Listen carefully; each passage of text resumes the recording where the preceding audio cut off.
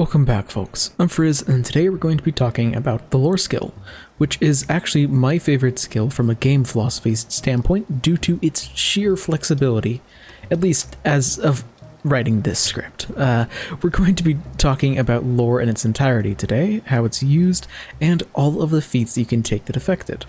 Without further ado, let's just jump right into it. Lore is an intelligence-based set of skills that represent expertise in some specific area. Lore is unique in that it's actually a collection of skills under one central name, and every time that you increase a specific lore with a skill increase or from some other source, then only that single lore gets better. Often, lore is going to be associated with particular types of professions or studies. As an example, if your character was a lawyer before they took up adventuring, or if they took up lawyer and all that in the study of law during the adventure, they might get legal lore to represent how much they know about the law. Then, lore can be used basically instead of any skill whenever your GM thinks that it's appropriate. Though rules as written, it normally can only be used for recalling knowledge and earning income. I really suggest GMs to allow lore to be used for more actions than just that though, as it can add a ton of spice to your campaign. If you need to know if something you're about to do is illegal, that's legal lore.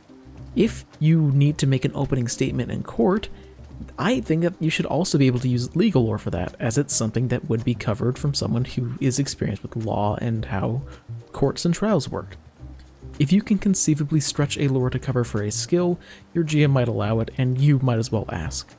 What makes lore so special, though, is that generally, if you use lore, you're going to be rolling against a lower DC than normal, which gives you, obviously, a higher chance of success.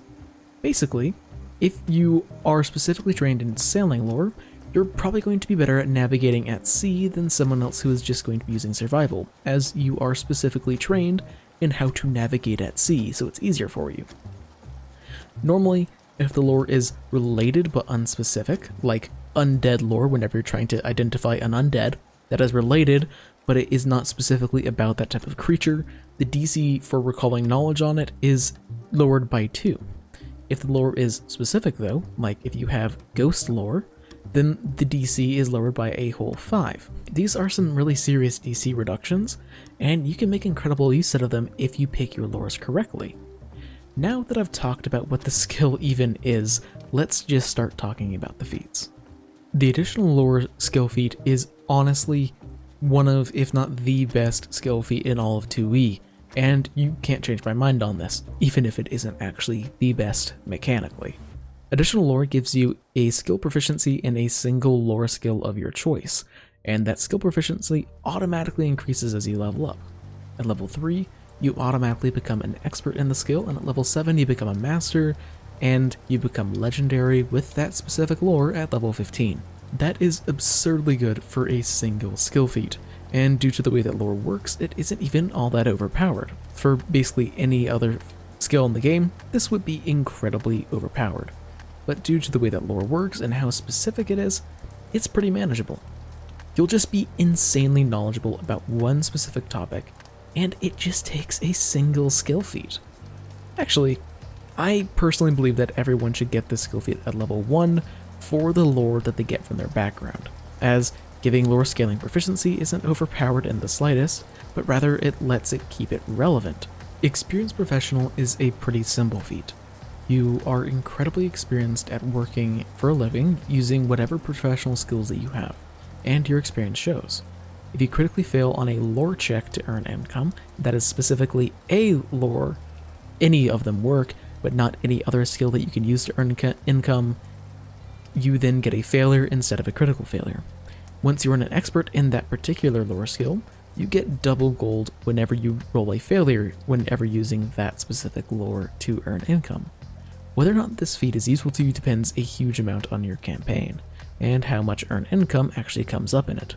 If your GM really likes using the downtime system and is also pretty stringent with gold, then this is really wonderful. However, if you're adventuring most of the time, then the amount of money you make from a standard adventuring day is so much higher than anything you can make from earning income, unless you're earning income for months at a time. If this seems to match the campaign that you're in, then this is amazing. Otherwise, You can just RP as an experienced professional, and no one will know if they don't see your character sheet. Seasoned is one of those feats that is actually pretty terrible, but it is so much fun to think about, and I would take it just for the fun factor. It requires that you're trained in alcohol lore, cooking lore, or crafting. Whenever you're using any of those skills to craft food or drink, you get a +1 circumstance bonus on your roll, or a +2 circumstance bonus if you are a master in any of those skills. The only reason why this feat is remotely useful to an adventurer is because potions count as a drink, so you're better at making those. If you find yourself making potions frequently, then yeah, you can definitely make some use out of this.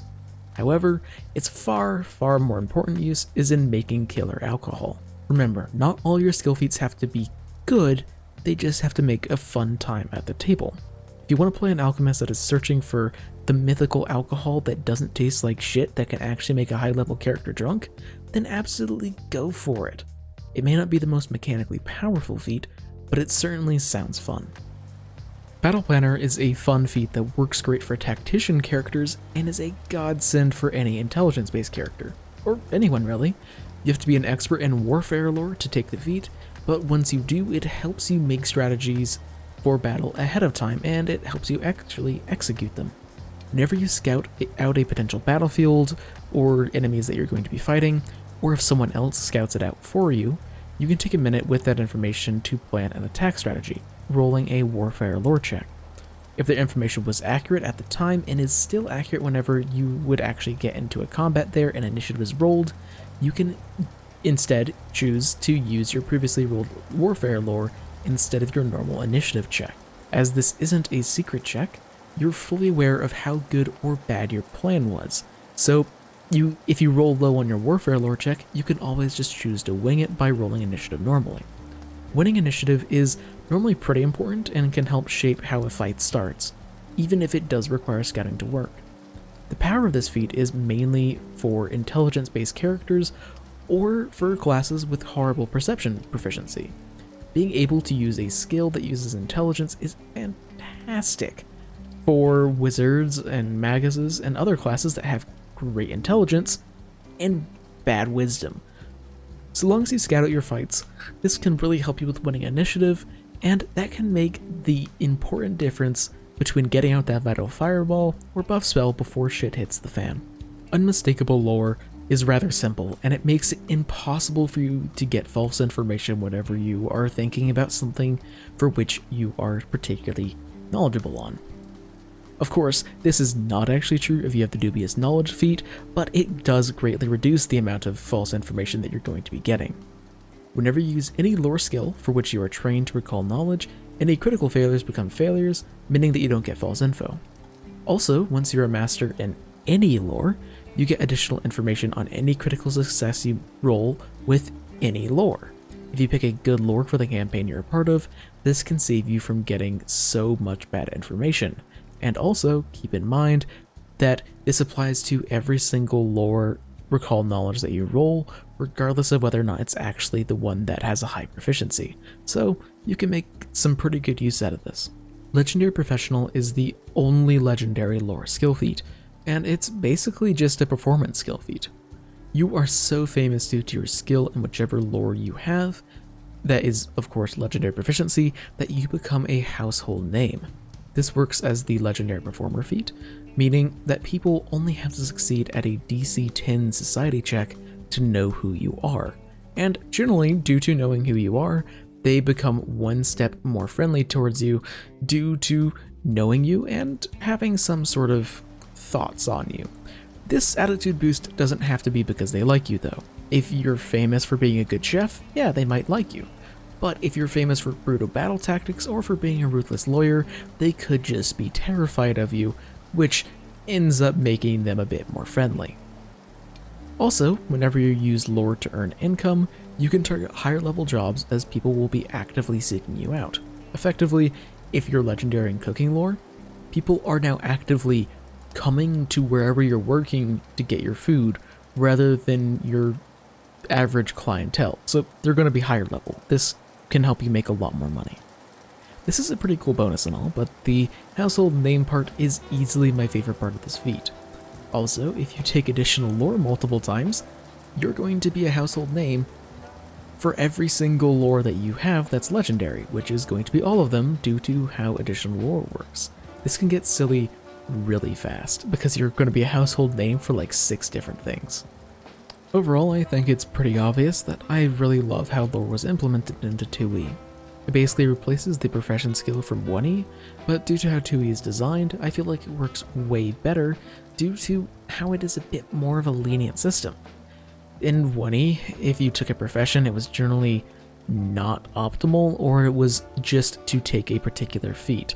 And 2E is a lot more lenient, and you can really put a lot more investment into a flavor skill like lore without making your character bad.